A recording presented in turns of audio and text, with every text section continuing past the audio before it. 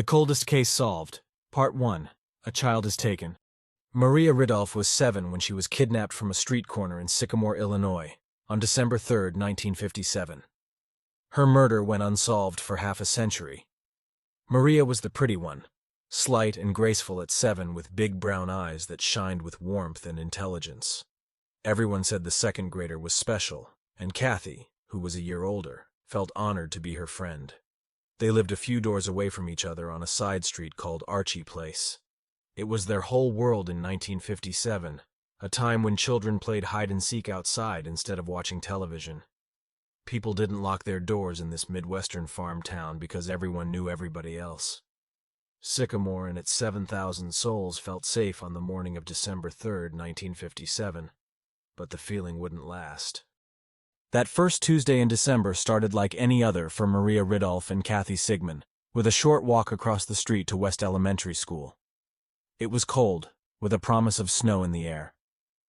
After school, they went to Maria's house to cut out paper snowflakes. A few blocks away, a man in an overcoat spotted 2 other girls walking along State Street by the public library and tried to strike up a conversation. It was 4:15 p.m. The girls felt uneasy, so they ducked into a restaurant. When they emerged, the man was gone. But he'd left something disturbing behind. Scattered on the sidewalk were half a dozen photographs of nude women.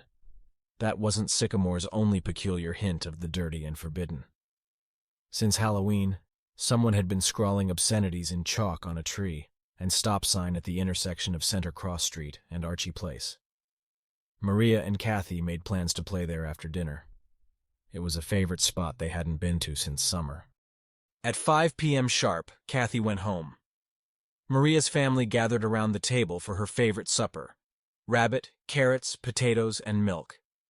She finished off 2 rabbit legs, but barely touched her vegetables. She pleaded to go back outside as the first flurries of the season started to swirl in the night sky. Excited, she called Kathy on the phone. "I can go outside tonight, can you?" Kathy lived in a white cottage at the end of a long driveway, and her family was the first on the block to own a clothes dryer. Her freshly laundered jeans still felt warm as she met Maria at mid-block, and they raced in the dark to the massive elm tree on the corner. They were playing Duck the Cars, scurrying back and forth between the tree and a street pole, trying to avoid the headlights from oncoming cars, when a good-looking young man approached. He wore his blonde hair swept back in a ducktail. Kathy remembers his narrow face, big teeth, and high, thin voice. She'd never seen him before. "Hello, little girls," he said. "Are you having fun?" He asked whether they wanted piggyback rides and gave his name as Johnny. He told Kathy and Maria that he was 24 and wasn't married. "Do you like dollies?" The girls nodded. Nobody could forget the piggyback ride. That was how Johnny won Maria over. Down he trotted, 20 feet to the south along Center Cross Street and back again, Maria giggling with glee on his shoulders. When it was over, she ran to her house, 3 doors away at 616 Archie Place, to fetch a doll for the next piggyback ride. Kathy waited on the sidewalk with Johnny. He asked whether she wanted to take a walk around the block or go on a trip in a truck, car, or bus. No, she told him. He told her she was pretty, but she sensed it was Maria he liked more. Maria burst into her house to find her father, Michael, in the living room watching a Western. Her mother, Frances, was reading a newspaper. Maria picked out a favorite doll from the toys piled by the door. Kathy felt a chill as Maria joined them on the sidewalk. Now it was Kathy's turn to run home, to fetch her mittens. She asked Maria to come along, but she didn't want to go. When Kathy returned a few minutes later, Maria and Johnny were gone. "I can't find Maria." Maria. Kathy ran up and down Archie Place, calling her best friend's name as a gentle snow fell on the evening of December 3, 1957. There was no sign of Maria.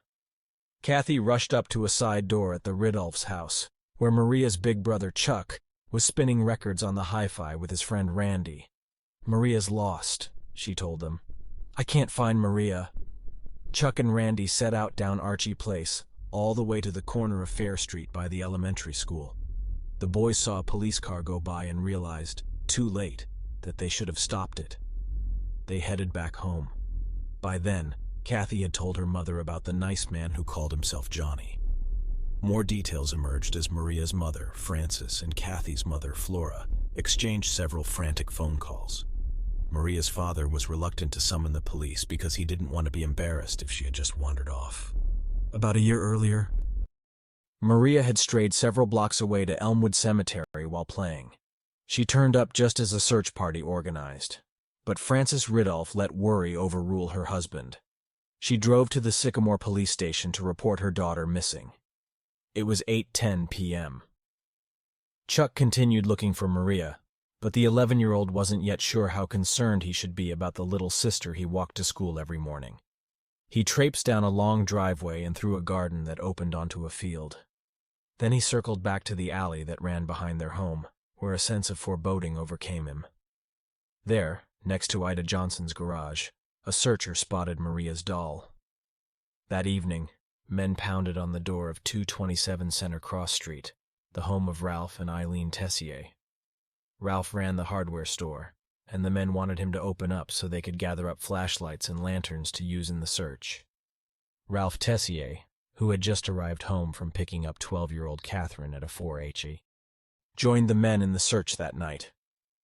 Eileen headed to the armory, where the women were making sandwiches and coffee for the searchers. In the days to come, police would knock on the door and question Eileen Tessier about the events of December 3rd. Police stopped and searched every car that entered and left Sycamore in the days after the kidnapping. Foul play was suspected, but there were no clues. When she vanished, the newspaper said, Maria was wearing a brown 3/4-length coat, black corduroy slacks, brown socks, and freshly polished saddle shoes. She was 43 inches tall, weighed about 55 pounds, and wore her hair in a wavy brown bob with bangs. The man who called himself Johnny, police said, wore a striped sweater of blue, yellow, and green. He had long blonde hair that curled in the front and flopped onto his forehead. Already there were conflicting reports about the exact time of Maria's disappearance. Was she snatched closer to 6 p.m., or did it happen later, at about 7? Police and FBI reports, as well as news accounts from the time, contain details that support both scenarios.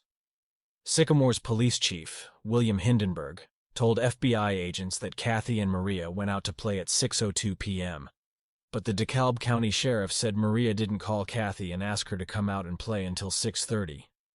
Maria's mother later altered her original estimate, saying the girls could have been outside as early as 10 minutes to 6. When the case was reopened half a century later, every minute would matter. As the days passed, Maria's mother pleaded with the kidnapper for her daughter's safe return. God forgives mistakes. We would too, Frances Ridolph, 44, said, using the media to send a message to whoever might have her daughter. Maria was nervous, she said, a nail-biter who could quickly become hysterical if things didn't go her way. Maria would make a noise if something seemed wrong, her mother said. And no kidnapper would put up with that for long. Whoever took her away hit her weak spot.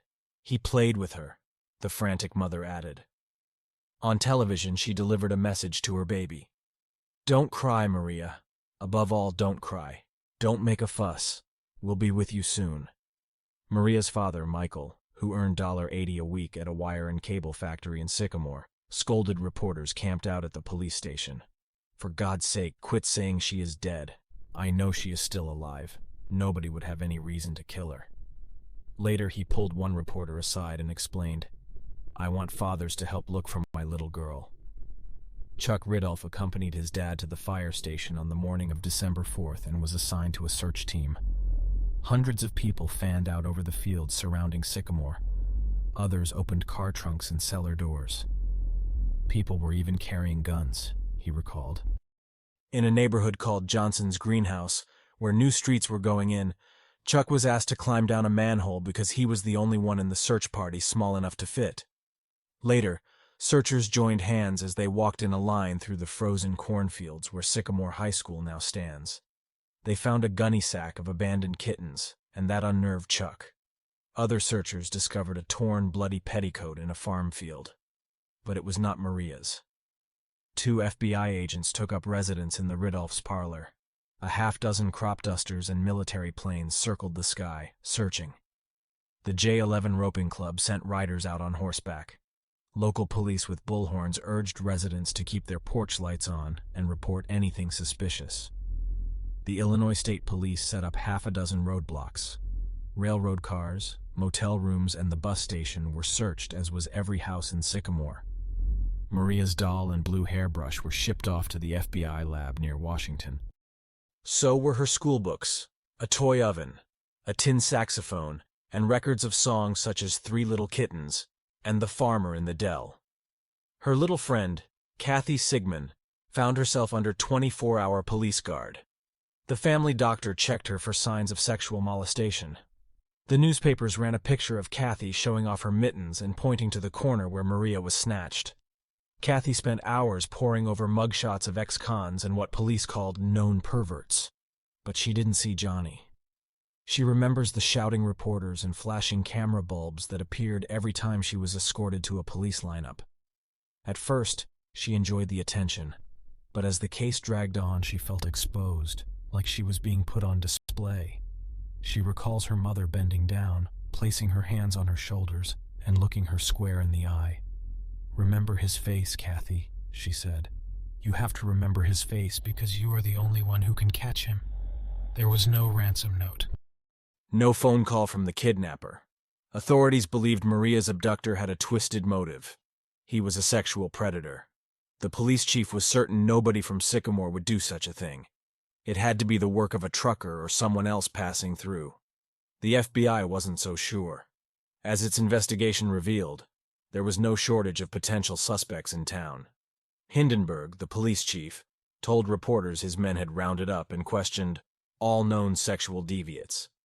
They looked into a local peeping Tom and followed tips about men nicknamed Commando and Mr. X. Investigators dug up a collapsed grave at Elmwood Cemetery. They traced freight cars that passed through Sycamore the night Maria went missing. They scoured lovers' lanes, drained a lake, set off dynamite in a quarry, and still they came up empty. "We have chased down countless clues, and we have found exactly nothing," said a frustrated Carl A. Swanson, the state's attorney. FBI agents came and went. According to a writer for one of the Chicago papers, checking into everything with the quiet persistence of bulldogs. 3 days after Maria vanished, an anonymous female caller alerted the DeKalb County Sheriff's Office to a boy named Treschner, who lived in the neighborhood and fit the suspect's description. A pair of FBI agents showed up at the Tessier home on December 8th. Ralph and Eileen Tessier acknowledged that they had talked about how their son, John, fit the general description, but they insisted he was not in Sycamore when Maria was taken. He was 40 miles away, in Rockford, enlisting in the U.S. Air Force. Phone records seemed to verify their story. Someone had made a collect call from Rockford to the Tessier home at about 7 p.m. John Tessier and his parents said he called for a ride home. This was the second alibi Eileen Tessier had given for her son. Earlier, as her daughters listened, she'd told Sycamore police that John was home all night. Nobody questioned the young Tessier sisters, and they kept silent. After a week of fruitless searching, authorities alerted residents to look out for scavengers. It is entirely possible that her body has been discarded in a field or a nearby farm. Be alert to large gatherings of buzzards and crows, and if a body is located, make sure nothing is touched. The FBI was running out of steam. "Our temporary office at Sycamore has been functioning for 2 weeks. Per diem cost for 29 agents is $3,600, Chicago's supervisor wrote in a December 15th memo to Hoover. They'd tracked down 250 leads and processed 200 suspects, all with negative results. Agents still had about 125 leads to go. The Chicago G-Man found it most peculiar that such a rigorous investigation had not turned up a suspect. The locals were passing on tips about all of their homosexuals, queers and fairies, etc. When the FBI was looking for sex deviants of a different kind, agents were hampered by the sheer volume of leads, he stated, adding this observation: "I have never seen as small a city as Sycamore with such a large volume of these unusual individuals." Hoover urged them to keep going. This case must receive continuous, aggressive, imaginative, investigative attention. The best evidence they had was Kathy's story. Some of the details varied. Did Johnny have a missing tooth or a gap in his teeth? But she never wavered on the core facts. An agent described her as the most completely mature little girl I have ever seen, seemingly fearless during questioning and police lineups. She has remained steadfast, he reported, even though the FBI's bulldogs had ridden her hard. It was a somber holiday season in Sycamore. The local papers carried front-page stories about the Ridolfs, including a large photo of Maria's family sitting by their Christmas tree. Her mother had bought a typewriter for Maria and wrapped her other gifts. Their leads exhausted, the FBI agents packed up and went home for the holidays. With no new developments, the case dropped from the headlines, but folks in town remained jittery. One Chicago newspaper noted at the end of January that Sycamore was afflicted with a wound that won't heal. The place had changed, and not for the better. Let a strange man walk down an alley in Sycamore today and the police are likely to get a call, said James E. Boyle, an assistant prosecutor who went on to become state's attorney, and then a judge. I tried to help 2 young girls across a busy intersection the other day. They just looked at me wide-eyed. The giant elm tree on the corner of Archie Place and Center Cross Street was cut down. Sycamore settled into a fugue state. Looking back, Kathy remembers her childhood in 2 parts. Before Maria was taken, and after. We were safe before, but not afterward, she said. People can disappear in big cities, but somebody doesn't disappear in a small town like Sycamore. Maria was found in the spring, 120 miles from home. A man scrounging for morel mushrooms found her skeleton tucked under a fallen tree on Roy Cahill's farm off US 20 outside Woodbine, not far from the Iowa border. Birds and animals had fed on her corpse, clad only in a black and white check shirt, an undershirt and brown socks.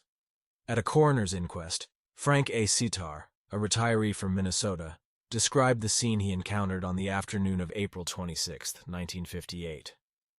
I thought it was an old deer hide. I came up to it then, and I could see some bones, and I thought somebody had shot a dog. Then I looked closer, and it looked like human bones. I noticed the jacket, but I didn't pay any attention to it until I noticed the skull. Then I started to look further, and I noticed the hair, and I saw then that it was a little girl. He walked back to the car, told his wife, and they drove to a farmhouse and summoned authorities. There wasn't much left to her, observed James Furlong, the 28-year-old rookie coroner of Joe Daviess County. Son of the local funeral home director, he'd never handled a murder case before. No crime scene photos were taken, he said, because he didn't want them slobbered all over the front pages. Neither the autopsy nor the inquest determined a cause of death beyond suspected foul play. Francis Ridolf always said if a child's body was found wearing brown socks, it would be Maria. Sure enough, the size and manufacturer's information stamped on the instep of Maria's socks could still be read. Her mother touched the patch she'd sewn on the black and white flannel shirt, recognizing the material. Dental records confirmed what the family already knew. Maria was laid to rest in a small white casket on a warm spring day. An overflow crowd, at least 300, filled the Evangelical Lutheran Church of St. John. Her friend Kathy was there under police guard. Maria was remembered as a bright little girl who had a perfect attendance record at Sunday school. This little girl has entered into everlasting peace, probably on the night she was taken, said the Reverend Louis Theros. Going. Maria was taken out of life through unusual circumstances, but nothing could deprive her of God-given salvation. The church organist played Jesus Loves Me. It was Maria's favorite hymn. The trail goes cold. The disappearance and death of her best friend never left Kathy. Nothing could fill the space where Maria once was. The games, the laughter, the shared secrets. She was left with survivor's guilt and the social stigma of being connected to a notorious crime. It robbed me of my childhood, she said recently. I was labeled. I was the girl who was with Maria. A lot of parents wouldn't let their girls play with me. They were afraid he'd come back and take their child. I couldn't wait to get out of Sycamore. It bothered me my whole life why he took her and not me. For years I would ask myself, was she prettier than I was? Kathy's family moved away from Archie Place in 1961 to a subdivision on the outskirts of town. When a young man named Mike Chapman met her at a bowling alley, his mother tried to talk him out of dating her. "Don't you know who she is?" the mother asked. "She's the one who was with Maria. Can't you find someone else?" But Mike wanted only Kathy, and she knew he was the key to a new life. They left Sycamore in 1969 and married in San Antonio, Texas, where Mike attended technical school. They moved around a bit, then settled in Tampa, Florida, before returning to Sycamore to care for aging parents. They raised 3 children. No matter where they went, Kathy looked back over her shoulder. Johnny was still out there. Please watch part 2, Where is Johnny?